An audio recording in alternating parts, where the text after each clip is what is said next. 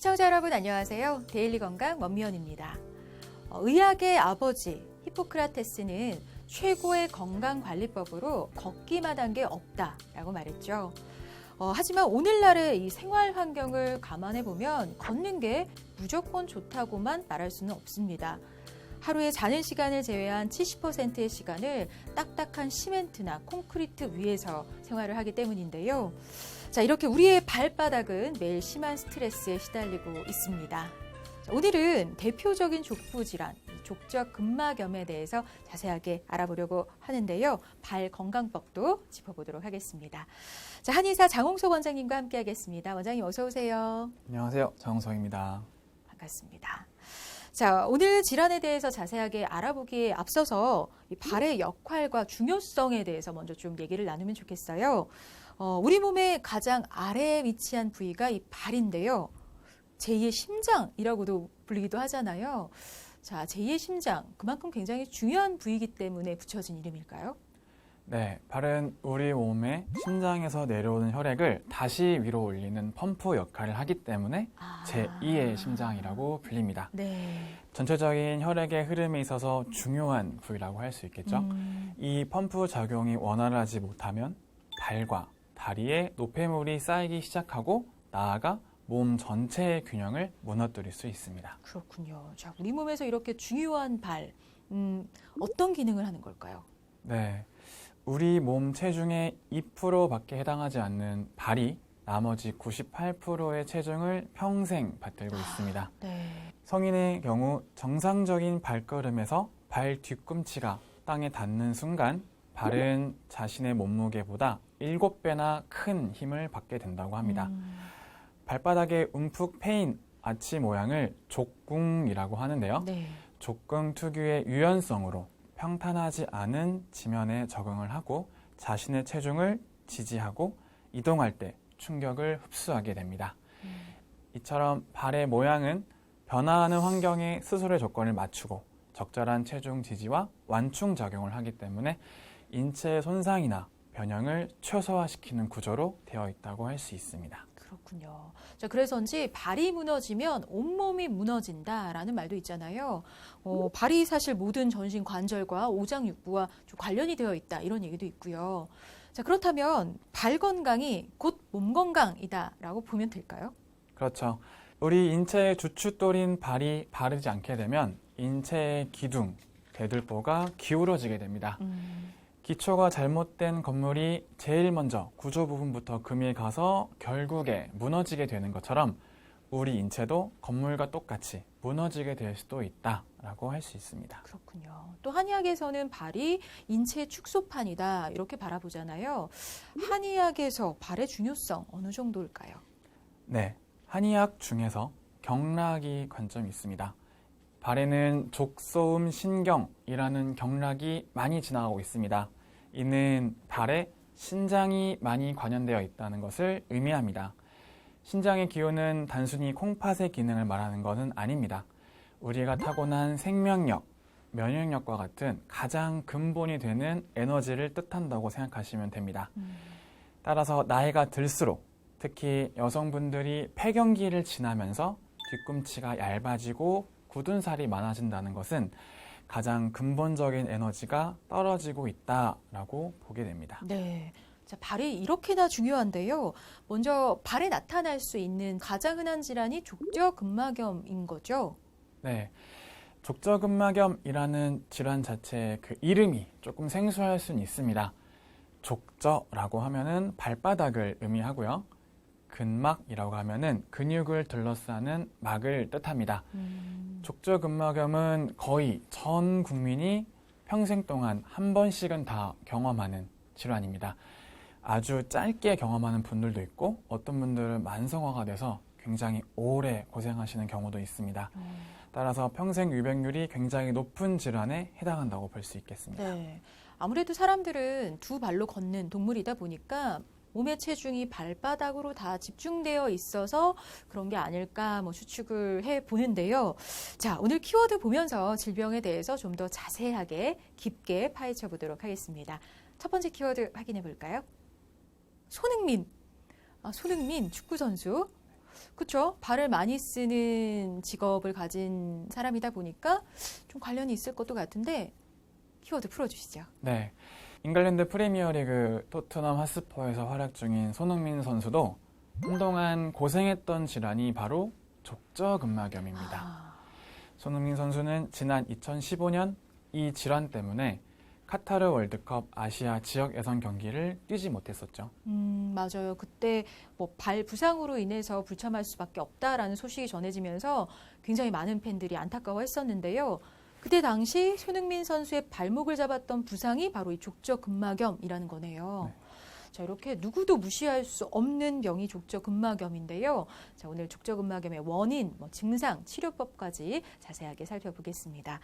먼저 족저근막, 이 족저근막의 역할부터 알아볼까요? 네. 족저근막염은 발 뒤꿈치 뼈부터 발가락 밑부분까지 잇고 있습니다. 발바닥의 아치를 유지해주고요. 충격을 흡수하는 그런 역할을 합니다. 체중을 지지할 때 발바닥이 그에 맞게 모양을 갖출 수 있게끔 하는 역할을 한다고 보시면 됩니다. 그렇군요. 자, 그럼 이런 족저근막에 어떤 손상이 발생하면 족저근막염이 되는 건가요? 네, 맞습니다. 발바닥의 근막은 매우 단단한 구조물이지만 보행 시 체중을 온전히 지탱하는 역할을 하기 때문에 쉽게 피로에 노출하게 됩니다. 족저근막 중에 발 뒤꿈치 뼈인 이 중골에 부착된 부위에서 염증이 가장 잘 발생하게 됩니다. 그러니까 족저근막은 발 전체에 퍼져 있는 건데 그 중에서 발 뒤꿈치 쪽에 가장 많이 발생한다 이렇게 생각하면 될까요? 네, 맞습니다. 근데 그 이유도 좀 궁금해요. 전체적으로 퍼져 있는데 특히 발 뒤꿈치 부분에서 잘 발생하는 어떤 이유가 있을까요? 네, 모든 근육이나 힘줄은 기시부나 부착부, 그러니까 양 끝에서 가장 취약한 모습을 보입니다. 네네.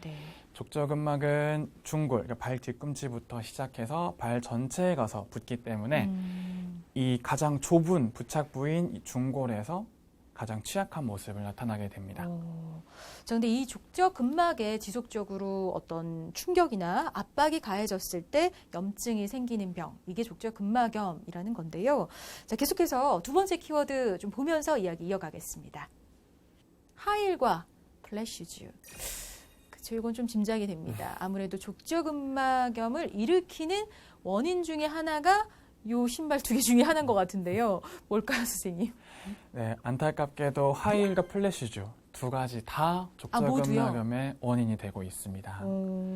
먼저 하이힐의 경우 바닥이 딱딱하고 굽이 높은 구두를 장시간 신게 되면 발바닥이 받는 하중이 증가하겠죠. 네네. 이 상태로 오랜 시간 걷게 되면은 족저근막의 손상을 유발해서 염증 양상을 보이게 됩니다. 신발의 원래 그 역할은 충격을 흡수하는 것이죠. 네네. 굽이 없고 밑창이 얇은 플랫슈즈는 맨바닥에서 발로 전해지는 충격을 흡수하지 못하게 됩니다. 따라서 바닥에 생긴 충격이 발바닥 그대로 전달하게 되고 그 충격이 고스란히 족저근막으로 전해지게 되겠죠. 따라서 손상이 쉽게 오게 됩니다. 네, 사실은 하이힐이 안 좋을 거는 예상을 했는데 이렇게 플랫슈즈도 좋지 않았던 거네요. 그러니까 사실 따지고 보면 높은 신발도 안 좋고 너무 낮은 신발도 안 좋다는 건데 자, 그렇다면 어떤 신발을 신어야 할까요? 네, 어느 정도 쿠션이 있으면서 발바닥의 아치, 즉 족궁의 모양을 잘 유지할 수 있는 신발이 족저근막염의 예방에 좋습니다. 또한 발볼이 좁아지지 않게 유지하는 것이 중요하겠죠. 네, 그럼 이제 족저근막염의 원인, 발생 원인도 좀 살펴보겠습니다. 왜 생길까요? 네, 장시간 걷거나 서 있는 직업 또는 과도한 운동, 앞서 말씀드린 것처럼 바닥이 딱딱한 신발, 슬리퍼, 하이힐과 같이 불편한 신발 착용들이 원인이 됩니다. 한마디로 정리하자면 발의 과부하라고 할 수 있는데요. 평소 운동을 하지 않던 사람이 갑자기 과격한 운동을 하고 난 다음에 걸릴 가능성이 높고요.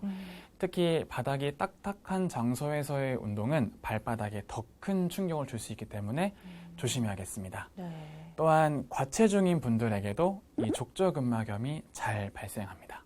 과체중, 그러니까 몸이 무거운 것도 원인이 될 수 있다고요? 네, 과체중은 발의 과부하를 일으킬 뿐만 아니라 무릎이나 하지 건강에 좋지 않은 영향을 줄 수 있기 때문이죠. 네. 체중이 1kg 늘어나면은 하지 관절에 가해지는 압력은 3kg 증가한다고 보시면 됩니다. 그렇군요. 자, 그리고 혹시 저희 그 많이들 사용하시는 그 키높이 깔창이라고 있잖아요. 그걸 착용하는 것도 좀 요인이 될 수 있을까요? 네, 안타깝지만 요인이 됩니다. 아, 키높이 깔창 착용 시 족저근막염의 긴장도가 증가하게 됩니다. 네. 따라서 족저근막염이 잘 발생할 수 있습니다. 그럼 구조적인 문제도 영향을 주는지 좀 궁금한데요. 우리가 보통 평발이라고 하잖아요. 그러니까 평발이 있는 경우 족저근막염 발생 확률이 높아질 수 있나요?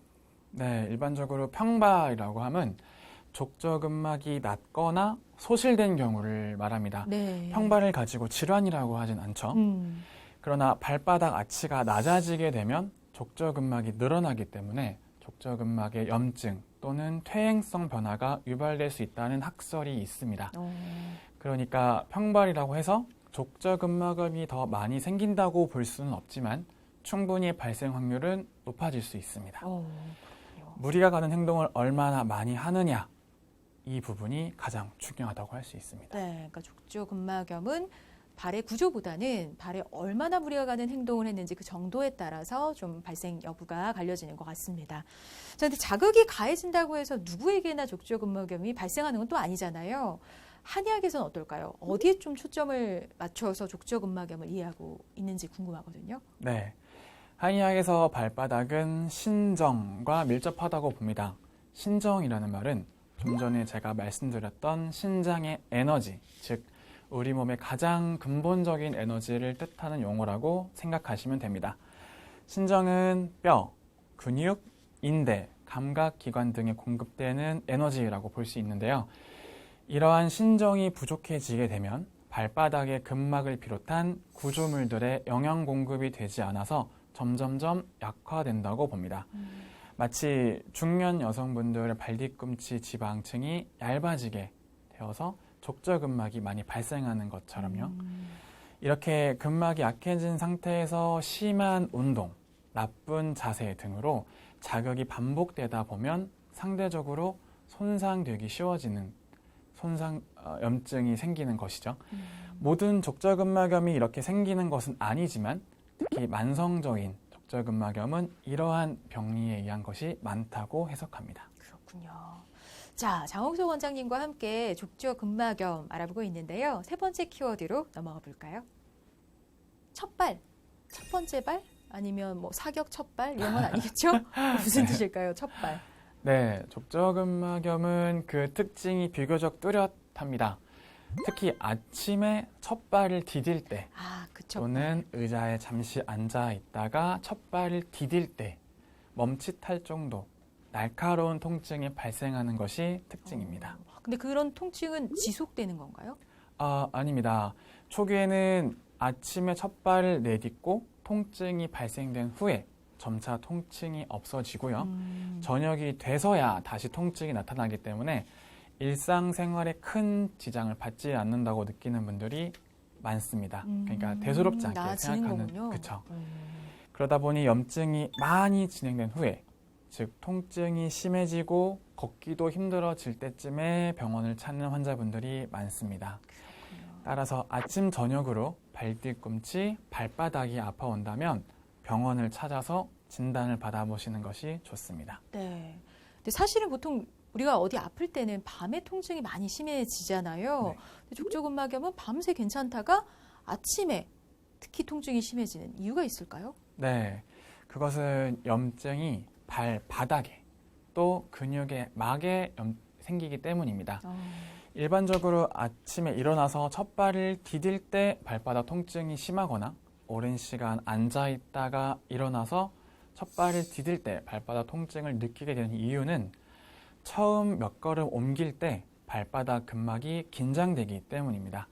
주된 원인은 엄지발가락을 올린 상태에서 체중을 발바닥에 실을 때 발바닥 근막이 심하게 스트레스를 받는 것으로 서 있지 않으면 통증은 일단 나아집니다. 그러니까 발을 내딛었을 때 아프다. 그럼 바로 앉겠죠.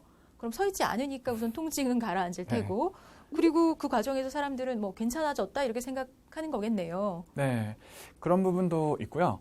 그리고 조금 걷다 보면 긴장돼 있던 근막이 조금씩 풀어지고 늘어지면서 통증이 자연적으로 사라지게 됩니다. 네. 그러다가 또 한참 앉아 있다가 다시 걷게 되면 늘어졌던 근막이 다시 굳어져서 아프게 되고요. 네. 자, 그럼 궁금한 게 그 통증이 발바닥에만 국한이 되는 걸까요? 아니면 발등이나 뭐 발목으로 이어질 수도 있는 건가요? 통증은 주로 발꿈치 안쪽에서 발생해 점차 발바닥 앞쪽으로 퍼져가는 것이 일반적입니다. 네. 또 발가락을 발등 쪽으로 구부리면 통증이 심해지기도 합니다. 발바닥과 뼈가 만나는 곳에 통증이 주로 생기게 되고요. 심해지는 경우 복숭아뼈, 발등으로 나타나기도 합니다. 그렇군요. 자, 족저근막염인지 좀 긴가민가 하시는 분들이라면 우선 아침에 첫 발을 내디뎌서 큰 통증이 있는지 여부부터 체크해 보시는 게 좋겠습니다. 자, 이번에는 족저근막염과 구분하기 어려운 질환들에 대해서도 좀 살펴볼 텐데요. 우선 족저근막염과 함께 많이들 궁금해하시는 질환, 아킬레스 건염입니다. 두 질환 어떤 차이가 있을까요? 네, 아킬레스 건염은 종아리 아래쪽, 그러니까 발목의 뒤쪽이 아프다고 느끼게 됩니다. 전형적으로 호소하시는 증상은 뼈에 붙는 부위, 2에서 5cm 위, 요 정도 부위에서 통증입니다. 그런데 족저근막염의 경우 보통은 발바닥 뒤꿈치에서 통증이 시작되니까 호소하시는 부위가 다르네요. 네, 부위가 다르죠. 네. 자, 그리고 또 유사한 듯 조금 다른 질환으로 지간신경종이라고 있다고 해요. 이 질환은 또 족저근막염과 어떻게 다를까요? 네, 대개 발 뒤쪽에서 통증이 나타나면 족저근막염을 의심하고요. 발가락이나 발 앞꿈치에 나타난다면 지간신경종을 의심해 볼 수 있습니다. 아, 네. 또 지간신경종은 통증과 더불어 다소 저린 듯한 느낌도 주고요. 이 지간신경종은 발가락 사이를 지나는 신경이 압박을 받아서 발생하게 됩니다. 인대와 같은 주변 신경 조직들이 두꺼워져서 신경을 압박하고 이러한 상황이 지속되다가 신경막에 염증을 일으킵니다. 또 이 염증이 만성적으로 진행되기 때문에 이때 신경종으로 변하게 됩니다. 네. 족저근막염과 지간신경종 둘 다 많이 걷고 뛰는 등 발을 많이 사용하시는 분들에게 나타나는 공통점이 있지만 하나는 신경의 통로와 신경 자체의 문제, 또 다른 하나는 근막이 생긴 염증이라는 점에서 치료가 달라지게 됩니다. 그렇군요. 거기에 또 발생 위치나 또 발생하는 그 통증의 양상도 좀 다르니까 족저근막염과 잘 좀 구분해서 알아두시는 게 좋겠습니다. 자, 근데 족저근막염이 불편하긴 하지만 뭐 쉬면 나아지겠지. 또 아유 괜찮아졌는데 무슨 병원이야 하고 방치하시는 분들도 많이 계시거든요. 방치해둬도 괜찮은 질환인가요? 네, 안타깝게도 족저근막염의 치료가 길어지는 이유가 바로 거기에 있습니다. 아, 족저근막염의 초기에는 아침에만 증상이 있거나 뒤꿈치에만 증상을 느끼기 때문에 환자분들이 받아들이기에 그렇게 심각하다라고 느껴지지는 않죠. 그러나 족저근막염이 본격적으로 진행될 경우에는 발 전체에 통증이 있으며 하루 종일 아프게 됩니다. 따라서 일반적으로 걷는 것조차 힘들어지게 되죠. 네. 이렇게 만성화된 족저근막염은 치료 자체도 굉장히 어렵고 치료 기간도 길어지기 때문에 초기에 치료를 하시는 것이 가장 좋겠습니다. 네, 뭐 어느 병이나 마찬가지겠지만 이 족저근막염도 초기 치료 무척 중요한 것 같습니다. 자, 그럼 계속해서 족저근막염의 한의학적인 치료 방법도 알아보겠습니다. 한의원에서는 어떻게 치료할까요? 네, 족저근막염의 경우 치료에 대해서는 알려진 바가 굉장히 많죠. 하지만 생각보다 호전이 잘 되지 않아서 많은 분들이 병원을 전전하고 계십니다. 정형외과를 갈 때는 체외 충격파 또는 심한 경우 수술까지 고려하게 됩니다. 하지만 대부분은 수술하지 않는 방법으로 충분히 개선되기 때문에 수술까지 고려하는 경우는 잘 없습니다. 족저근막염 치료를 할 때 통증이 있는 발 뒤꿈치를 중심으로 침 치료를 하고요. 종아리 근육을 이완시키는 치료를 병행합니다. 이렇게 되면 통증이 다소 줄어들게 됩니다.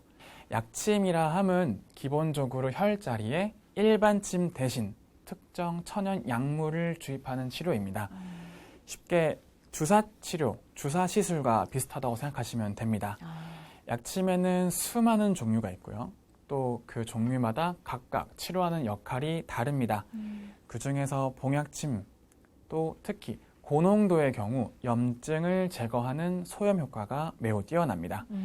왜냐하면 고농도 봉약침에는 멜리틴, 아파민이라고 하는 성분이 많이 함유되어 있기 때문입니다. 고농도 봉약침은 국제 봉독학회 기준을 통과한 좋은 품질의 1등급 봉독이며 미국 FDA 승인을 받은 전문 한의약품입니다. 발바닥에 염증이 있어 통증을 유발하는 경우 봉약침 치료를 했을 때 굉장히 빠른 호전을 보이는 경우가 많습니다. 그렇군요. 자, 이 밖에 또 한의학적인 치료법 어떤 게 있을까요? 네, 봉약침 치료 외에 일반 침 치료나 뜸, 부항 치료가 기본적으로 병행되겠죠. 이 외에 효과적인 한의학적 치료로는 추나 치료가 있습니다. 즉 뼈와 관절의 정렬을 바로 맞추고 올바르게 움직이도록 가동 범위를 새롭게 맞추는 치료입니다. 실제로 족저근막의 환자분들에게서 골반이 틀어진 경우가 굉장히 많은데요. 아무리 염증을 제거했다고 해도 골반이 틀어진 상태라면은 언제든지 다시 족저근막염이 재발될 수 있기 때문에 추나 치료가 반드시 병행되어야겠습니다. 그렇군요. 자, 이 발바닥에 통증이 나타나는 족저근막염의 치료법에 대해서 좀 자세히 알아봤습니다. 치료 중이거나 또 치료가 끝난 후에 좀 주의해야 할 사항, 또 관리법 이런 것도 좀 알려주세요. 네, 우선 치료 중에는 휴식이 가장 중요합니다. 특히 고농도 봉약침 치료를 하는 기간만큼은 술을 멀리 하셔야 합니다.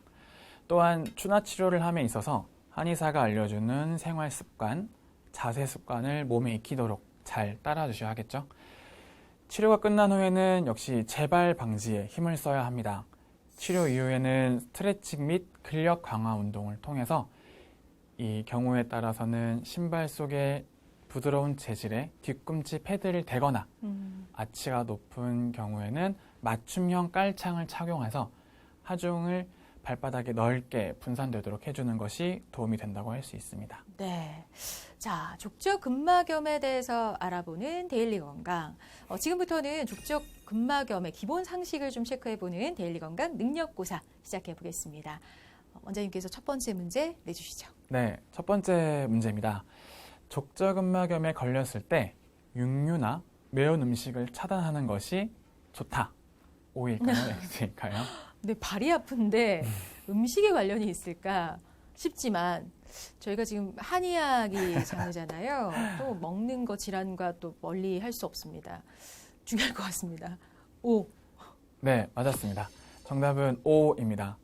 한의학적으로 지나친 육류의 섭취는 염증을 잘 낫지 않게 만든다고 봅니다. 이는 족저근막염뿐만 아니라 우리 몸에 생기는 모든 염증에 해당되는 말입니다. 아울러 합성 첨가물이 들어간 인스턴트 식품도 염증을 부추기지요. 매운 음식이라는 것은 마늘, 생강, 파처럼 천연의 매운맛을 말하는 것은 아닙니다. 인공적으로 만든 매운맛, 강한 자극과 혈관을 과도하게 확장할 정도의 매운 음식을 말합니다. 맵게 만들기 위한 캡사이신과 같은 합성 첨가물 자체도 염증을 부추길 수 있지만 과도한 혈관의 확장 역시 염증에 좋지 않습니다.